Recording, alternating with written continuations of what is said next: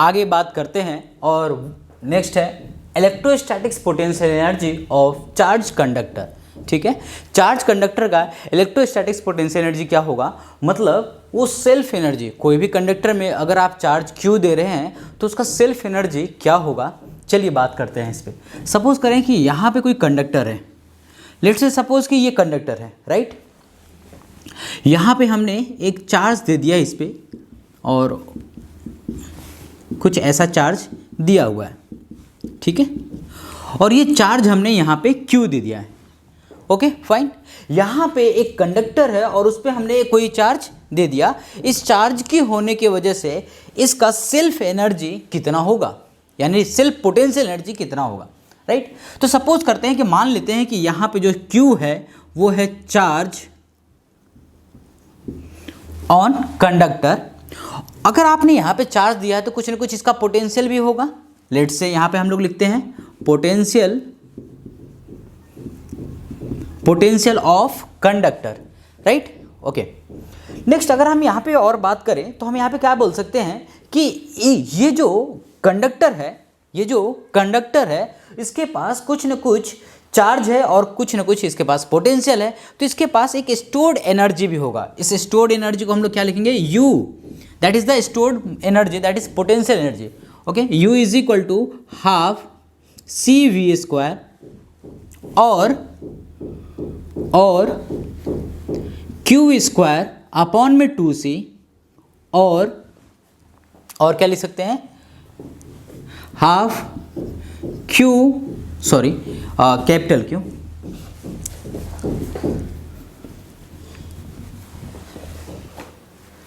Half Q into V। ये सभी stored energy हैं। ये सभी कैसे हैं, स्टोर्ड एनर्जी, ठीक है। ये स्टोर्ड एनर्जी है हाफ CV² Q² अपॉन में 2C and half Q into V। ये सभी एक ही हैं। जैसे अगर मैं यहाँ पे बात करूँ तो यहाँ पे जो V है वो V नहीं है, यहाँ पे अगर मैं बात करूँ तो C नहीं है और यहाँ पे Q नहीं है, यानी कि वो रिप्लेसमेंट है। एक ही, ये तीनों में से किसी एक को डिराइव कर लेंगे, अभी हम लोग करेंगे। तो इसका मतलब अगर वो आएगा तो बाकी सब चीज़ें भी आ जाएंगे, ठीक है।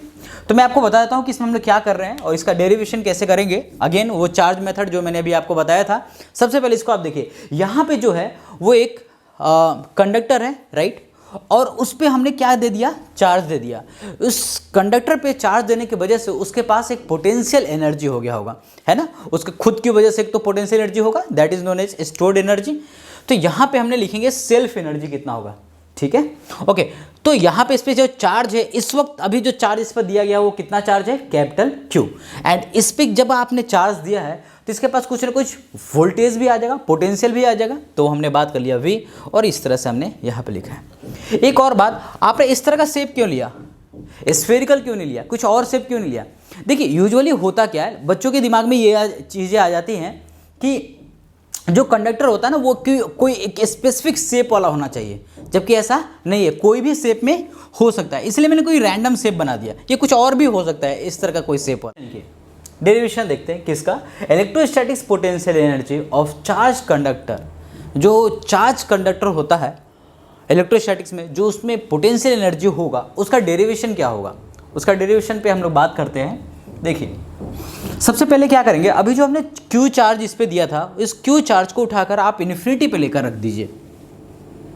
कहाँ रख दे, इन्फिनिटी पे। क्यों इन्फिनिटी पे रखें, क्योंकि जो पोटेंशियल एनर्जी होता है वो क्या होता है, स्टोर्ड एनर्जी। और ये स्टोर्ड एनर्जी क्या होता है, जो आप काम करते हैं उसी को हम लोग क्या बोलते हैं, पोटेंशियल एनर्जी। तो हम इन्फिनिटी से, इन्फिनिटी क्या है, एक रेफरेंस पॉइंट जहाँ से आप लेकर चार्ज को आएंगे। तो इन्फिनिटी से किसी भी चार्ज को जब आप लेकर आएंगे, किसी भी चार्ज मतलब कैपिटल Q को जो यहाँ पहले था, इसको इन्फिनिटी से जो लेकर आप आएंगे, dQ dQ dQ dQ जो लेकर आएंगे और पूरा कैपिटल Q चार्ज को यहाँ पे शिफ्ट कर देंगे, तो जो आपको वर्क करना पड़ेगा वही यहाँ पे पोटेंशियल एनर्जी होता है, ठीक है।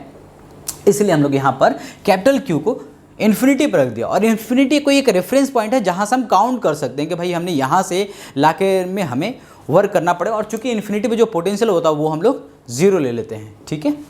तो चलिए यहाँ पे हम लोग बात कर लेते हैं, यहाँ से हम लोग चार्ज Q को लेकर आए, dQ को, फिर से हमने चार्ज Q को लेकर आए, डी क्यू को फिर से हम इस तरह से लेकर आएंगे, एक और तब तक जब तक ये पूरा क्यू चार्ज यहाँ पर ना आ जाए। तो आप जब लेकर आएंगे तो कुछ ना कुछ वर्क तो करेंगे, और वर्क करेंगे तो कुछ ना कुछ पोटेंशियल भी होगा। तो लेट्स से सपोज कि इसमें कुछ ना कुछ पोटेंशियल आ गया है, छोटा छोटा क्यू के होने की वजह से एक पोटेंशियल आ गया है इस पर, वी पोटेंशियल, ठीक है। तो चलिए अगर हम वर्क लिखें फ्रॉम इलेक्ट्रोस्टैटिक से लिखें तो हम लोग लिख सकते हैं डी क्यू इंटू वी, यही तो वर्क होता है, क्यू इंटू वी, है ना। इलेक्ट्रोस्टैटिक्स में हमने पढ़ा होगा वर्क डन जो होता है वो क्यू इंटू वी होता है, ठीक है, ओके। तो यहाँ पर हमने लिख दिया वर्क जो होता है वो होता है डी क्यू। अब चूंकि हमें यहाँ पर छोटे चार्ज के लिए ले रहे हैं तो हमें यहाँ पे डी डब्ल्यू लेना चाहिए, D work is equal to D Q into V, यही लेना चाहिए, ठीक है। अब हमें इसे क्या करना है, डी डब्ल्यू को हम इसे इंटीग्रेट करेंगे, कहाँ से कहाँ तक, जहाँ से आप लेकर आ रहे हैं जहाँ तक उसे हम इंटीग्रेट करेंगे, 0 से लेकर W तक, और यहाँ पे इंटीग्रेट करेंगे। अब देखिए यहाँ पे जो लिमिट लगेगी वो डी क्यू की लगेगी, लेकिन ये इंटीग्रेशन पॉसिबल नहीं है क्योंकि यहाँ पे V है, इस V को रिप्लेस करना होगा Q के टर्म्स में, तभी इंटीग्रेशन पॉसिबल है। तो हम कर भी सकते हैं, देखिए यहाँ पर हम इसे लिख सकते हैं Q जो होता है, जो स्मॉल q ले लेते हैं, स्मॉल q जो छोटा q आ चुका है, that is q is equal to C V लिख सकते हैं। तो इस q को आप यहाँ पे पुट कर दीजिए, मतलब v को रिप्लेस करके q के यहाँ पे टर्म्स में पुट कर दीजिए। तो पुट करेंगे तो क्या आएगा, डी डब्ल्यू 0 से लेकर w तक, यहाँ पे इंटीग्रेशन में क्या लिखेंगे, v को रिप्लेस किससे कर रहे हैं, q बाई सी से, किससे कर रहे हैं, q बाई सी से, और यहाँ पे आया dv, ठीक है, सॉरी dq, क्या आएगा यहाँ पे dq। क्लियर है, आपको समझ में आ रहा है यहाँ पे। अब हम इसे इंटीग्रेट कर देंगे, कहाँ से कहाँ तक का इंटीग्रेशन करना है, dq की लिमिट कहाँ से लिखना है, इन्फिनिटी से लेकर हम आ रहे हैं और कहाँ तक लेकर आ रहे हैं, वो q तक, पूरा जो चार्ज लेंगे वो कितना हो जाएगा, कैपिटल q तक, ठीक है ना। dq जो हम लोग लेकर आ रहे हैं वो कहाँ से लेकर आ रहे हैं, ठीक है। तो ये तो 0 से चार्ज ले लेते हैं या फिर इन्फिनिटी से चार्ज कर लेते हैं, सभी को हम लोग ऐडअप कर रहे हैं। जब आप इसे सॉल्व करेंगे, जब ऐडअप करके सब सॉल्व करेंगे तो ये कितना आ जाएगा, Q square by 2c, Q square by 2c। इस पर अब हम लोग लगाएंगे upper limit minus of lower limit, मैं ऊपर लिख देता हूँ। जब आप इसे इंटीग्रेट करेंगे, मैं यहाँ वाले पोर्शन को इंटीग्रेट करके मैं यहाँ लिख रहा हूँ, इंटीग्रेट जब आप करेंगे q by C D Q को जब आप पुट करेंगे, इन्फिनिटी से लेकर आ रहे हैं और कहाँ तक लेकर आ रहे हैं, वो q कैपिटल q तक आप सभी चीज़ लिमिट लगा रहे हैं, तो आप यहाँ पे लिख दीजिए 0 से लेकर q तक पूरा जोड़ रहे हैं आप, तो वो कितना होगा, q square by 2c upper limit minus of lower limit आप करेंगे यहाँ पे, तो वो क्या वैल्यू आ जाएगा, मैं डायरेक्ट लिख देता हूँ, upper limit minus of lower limit करेंगे तो आपको पता है कि q की जगह पे ये वाली वैल्यू पुट करते हैं, एक बार ये वाली वैल्यू पुट करते हैं और माइनस करेंगे, तो चूंकि ये वाला 0 है तो डायरेक्ट में लिख देता हूँ q स्क्वायर अपॉन में 2c आएगा, ठीक है। q स्क्वायर अपॉन में क्या आ जाएगा, 2c। यही इसका स्टोर्ड एनर्जी है, और इस स्टोर्ड एनर्जी को हम लोग u से रिप्रेजेंट करते हैं, और u इज इक्वल टू होगा q स्क्वायर अपॉन में 2c, ठीक है। बहुत अच्छे से क्लियर है आपको, डेरिवेशन बहुत सिंपल है। सबसे पहले क्या करेंगे, स्टेप ध्यान रखें, जब कभी भी इसका डेरिवेशन आपके एग्जाम में आता है तो आपको क्या करना क्या है, सभी चार्जेस को इन्फिनिटी पर रख दिया। और ये हमने इलेक्ट्रोस्टैटिक्स में भी किया था, जब potential energy of the system पढ़ रहे थे हम लोग, जब एक क्यूब था उसके अंदर में सारे कॉर्नर पर चार्ज रखे हुए थे और आपसे पूछा गया था potential energy of the system क्या होगा, तब भी हमने वहाँ पे यही किया था, ठीक है। तो चलिए हम लोग यहाँ पे बात करते हैं, सभी चीज़ को हमने इन्फिनिटी पे ला के रख दिया, ठीक है, पहला स्टेप। फिर बारी बारी से हम लेकर आ रहे हैं डी क्यू। तो यहाँ पे पोटेंशियल अब आ चुका है, और वो पोटेंशियल कितना है, v आ चुका है, ठीक है। यहाँ तक क्लियर है आपको, ओके। नेक्स्ट स्टेप पे क्या है कि जो वर्क होता है फ्रॉम इलेक्ट्रोस्टैटिक्स, जो वर्क होता है वो क्या होता है, q इंटू वी, जो वर्क होता है वो क्या लिखते हैं, q इंटू वी। तो यहाँ पर हमने क्या लिया है, स्मॉल वर्क डन, क्योंकि हम डी क्यू लेकर आ रहे हैं तो स्मॉल वर्क करेंगे, D Q into D W is equal to D Q into V. फिर हम इसे लिमिट पुट करेंगे 0 से लेकर w तक, और ये इन्फिनिटी से लेकर आ रहे हैं तो इन्फिनिटी पे जो चार्ज है वहाँ पे वो कैपिटल जो 0 है, और टोटल जो हम चार्ज लेकर आ रहे हैं इस बॉडी पर वो कितना है, क्यू है, मतलब यहाँ पे जो चार्ज है इनिशियली जीरो था, फाइनली जो है वो क्या है, कैपिटल क्यू आ रहा है, तो इनिशियल माइन यहाँ पे फाइनल लिखा जाता है। तो क्या यहाँ पे हमने लिख दिया यहाँ पे पूरे टर्म को, और उसके बाद फिर हमने इसको इंटीग्रेट किया, इंटीग्रेट किया तो क्या करा हमने, क्यू अपॉन में सी, और यहाँ पे एक और चीज़ हमने रिप्लेस करा, वो था वी। वी जो होता है डी क्यू यहाँ पे और ये वी यहाँ पे, या तो डी क्यू को डी वी के टर्म्स में कर दो तो इंटीग्रेशन पॉसिबल है, या फिर वी को डी क्यू के टर्म्स में कर दो। लेकिन वी को क्यू के टर्म्स में लिखना, वी को क्यू के टर्म्स में लिखना ज़्यादा आसान था कि Q is equal to C V होता है, ये हमने लिख दिया। हमने ये क्यू क्या लेकर आए, एक वेरिएबल है जिससे हम पुट कर सकते हैं, क्योंकि अगर हमने कैपिटल क्यू लिख देते तो वैल्यू फिक्स वैल्यू थी, इसलिए हमने क्यू लिया और वहाँ से हमने इसको सॉल्व करके यहाँ से रिजल्ट लेकर आए। तो यू कितना आया, क्यू स्क्वायर अपॉन में 2c, ठीक है, इसे कॉपी कर लीजिए, क्यू स्क्वायर अपॉन में 2c इसका रिजल्ट है। पहला लिखवाया था क्यू स्क्वायर अपॉन में 2c, दूसरा मैंने आपको लिखवाया होगा हाफ क्यू इंटू वी और हाफ सी वी स्क्वायर, ये तीन चीज़ें आपको लिखवाया था। तो अब इसको भी प्रूफ करते हैं कि वो चीज़ें टर्म कहाँ से आई, ठीक है। चलिए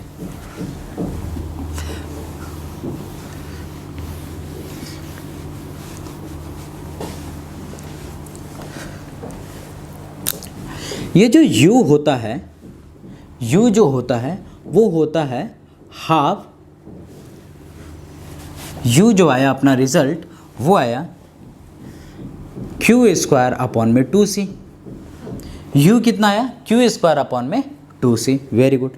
u इज इक्वल टू हम लोग और क्या लिख सकते हैं, हमें पता है कि q is equal to C V लिखा जा सकता है, तो हम q को रिप्लेस कर देते हैं सी वी से, तो हम लिखेंगे यहाँ पे सी स्क्वायर वी स्क्वायर अपॉन में 2c।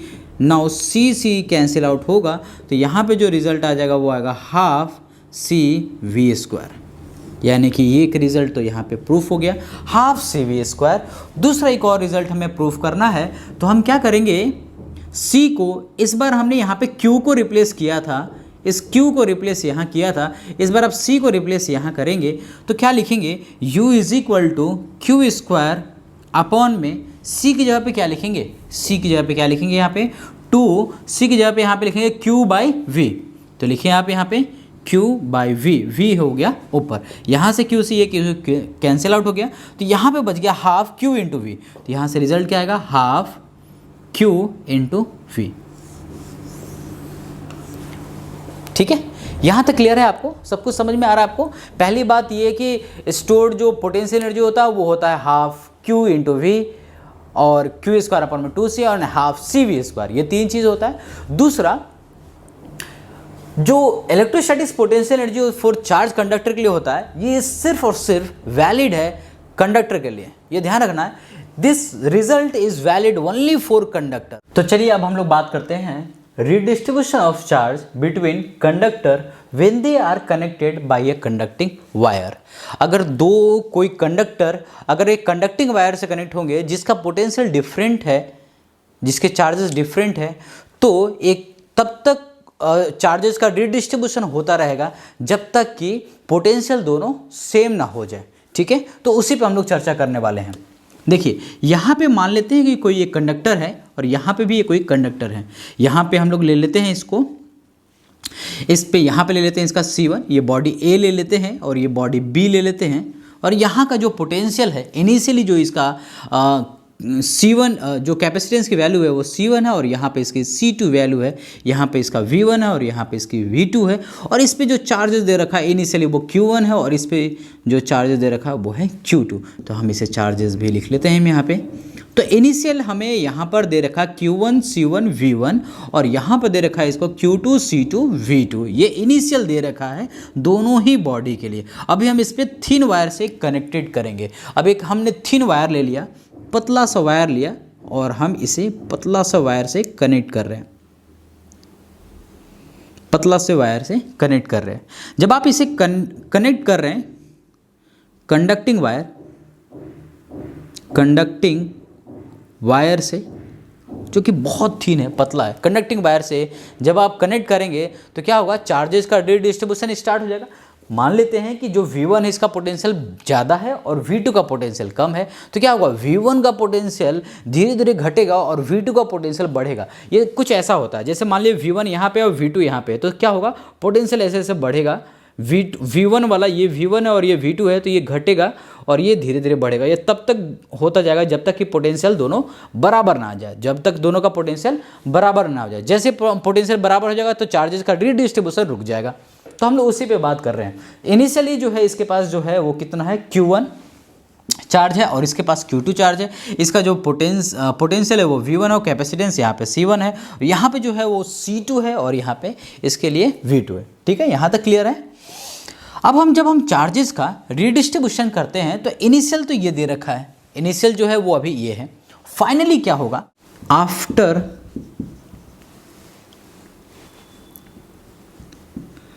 Connected by conducting wire, जब एक कंडक्टिंग वायर से कनेक्ट कर देंगे तो क्या होगा, चार्जेस का रीडिस्ट्रीब्यूशन होना स्टार्ट हो जाएगा। ठीक है, तो चलिए करते हैं हम यहाँ पे। तो यहाँ पर क्या होगा, मान लेते हैं कि जो चार्जेस का रीडिस्ट्रीब्यूशन हुआ तो अब इसके पास जो चार्जेस बचा वो है Q1 डैश और इसके पास जो चार्जेस हो गया वो है Q2, सॉरी ये Q2 डैश। ठीक है, ये दो चीज़ें क्लियर हुआ भाई। पहले कितना था, Q1 है, अब कितना होगा, Q1 डैश हो गया। पहले इसका कितना था, Q2, अब कितना हो गया, Q2 डैश हो गया, क्योंकि चार्जेस का रीडिस्ट्रीब्यूशन हुआ और इसके पास चार्ज जो था वो मान लीजिए इसका पोटेंशियल ज़्यादा था तो घट के कितना हो गया, Q1 हो गया, और इसका कम था तो बढ़कर कितना हो गया, Q2 डैश हो गया।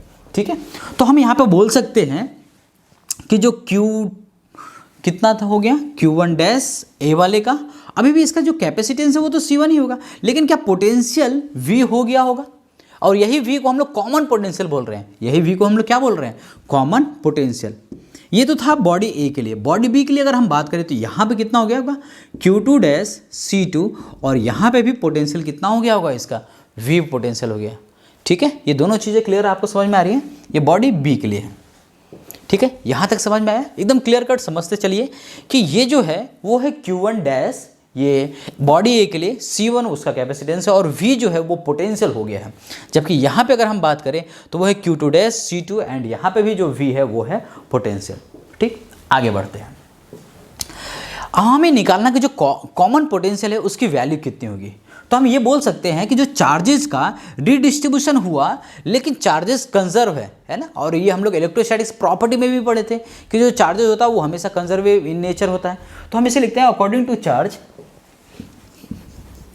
According to charge conservation. क्या लिखेंगे, चार्ज कंजर्वेशन में लिखेंगे Q1 plus Q2 is equal to Q1 dash plus Q2 dash. Initially charge कितना था, Q1 Q2, ये तो इनिशियल बॉडी ए के लिए, बॉडी बी के लिए Q2, ये इनिशियल था, और यहाँ पे क्या हुआ, Q1 डैश Q2 डैश, ये था फाइनल Q1 डैश जो था बॉडी ए के लिए, और ये बॉडी बी के लिए है Q2 डैश। तो चार्जेस दोनों बराबर होंगे तो sum initial is equal to sum final करेंगे तो क्या होगा, अब यहाँ लिख लेते हैं। अगर हम यहाँ पे लिखें, ओके, यहाँ पे अगर हम लिखते हैं तो क्या लिखेंगे, यहाँ पे देखते हैं, यहाँ से इसको लिखेंगे C1 V1 Q1 के लिए, Q1 के लिए क्या लिख रहे हैं, ध्यान रखेंगे आप, Q1 के लिए लिख रहे हैं, यहाँ से लिखो C1 V1 और प्लस लिखेंगे, इसके लिए लिखेंगे C2 V2 is equal to क्या लिखेंगे, C1 V plus C2 V। ठीक है, ठीक है ना, समझ में आ गया। ये एरो बना देता हूँ, चलो, तो कुछ इस तरह से होगा C1 V1, भाई जो पहला वाले का था वो Q1 इज इक्वल टू क्या होगा, C1 V1, और दूसरे वाले के लिए C2 V2 is equal to C1 V और C2 V होगा। तब यहाँ से हम लोग V निकालेंगे तो V कितना होगा, V इज इक्वल टू होगा C1 V1 plus C2 V2 upon में C1 प्लस C2।